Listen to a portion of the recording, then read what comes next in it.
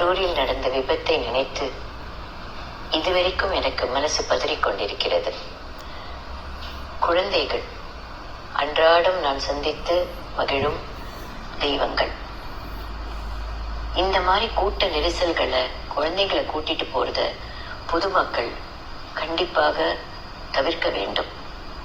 ஏன்னா எப்படி கூட்டம் இருக்கும், எந்த பக்கம் நகருவாங்க, என்ன பாதுகாப்பு முறைகள் இருக்கு எதுவும் தெரியாமல் அந்த குழந்தைகள் நம்மளை நம்பி கூட வந்துருவாங்க. ஆனா அங்க போனதுக்கு அப்புறம் அந்த நெரிசல்ல இருந்து அவங்கள வெளியில கொண்டு வருதுன்றது அவ்வளவு சுலபமான விஷயமாக இருக்காது. ஏன்னா அந்த நிமிடம் நம்ம கண்ட்ரோல்ல இருக்காது. அந்த ஸ்டாம்பீட் அப்படின்றதே, கூட்ட நெரிசல் அப்படின்றதே எல்லாரையும் மீறி நடக்கக்கூடிய ஒரு விஷயம்.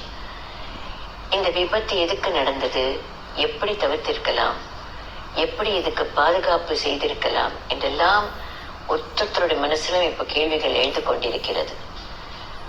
எதுவாக இருந்தாலும் அந்த குடும்பங்கள் தவிக்கும் அந்த துன்பத்திற்கு யாராலையும் ஈடு கொடுக்கவும் முடியாது, பதில் சொல்லவும் முடியாது.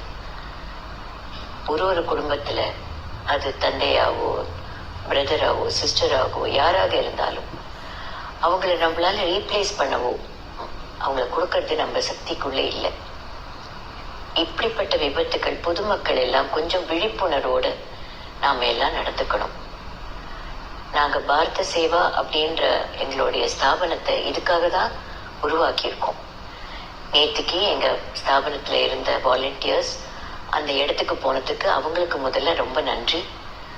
அதை தவிர ஜனங்கள், நம்ம பொதுமக்கள் எல்லாம் ஒன்னா சேர்ந்து எப்படி நம்மள காப்பாத்திக்கிறது, பார்த்துக்கிறது, ஒரு சமுதாயமா எப்படி நாம ஒன்னா சேர வேண்டும், எதையெல்லாம் மனசுல வைத்துக் கொள்ள வேண்டும். ஒரு நிகழ்ச்சி நடக்கிறதுனா அதற்கு நாம எவ்வளவு தூரத்துக்கு ஒத்துமையாக இருந்து நாம எப்படி கட்டுப்பாடோட நடந்து கொள்ள வேண்டும், இது எல்லாமே யோசிக்கிற தருணங்கள் வந்தாச்சு. ஜனங்களே, பொதுமக்களே, அன்பான தமிழ் மக்களே, எங்கு எது கூட்டமாக சேரும் நேரம் இருந்தாலும் பாதுகாப்பை மட்டும் விட்டுடாதீங்க. குழந்தைகள், பெண்களால கடைசி நிமிஷத்துல ஓட முடியாது. அந்த நெரிசல் ஏற்படும் பொழுது என்ன முயற்சிகள் எடுத்தாலும் அங்கிருந்து நகர்றது ரொம்ப கடினமான விஷயம்.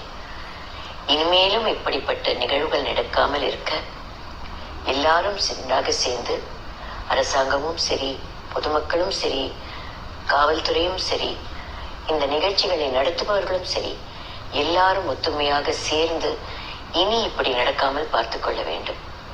என் மனசு அந்த நாம் தொலைத்தோமை குழந்தைகள் அவர்களிடம் இருக்கிறது.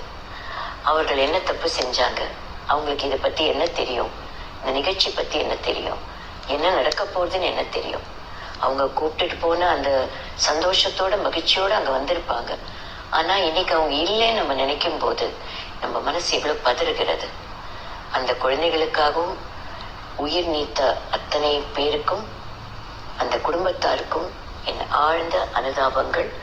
உயிர் நீத்தவரை நினைத்து நினைத்து நம் மனம் தவிக்கத்தான் முடியும்.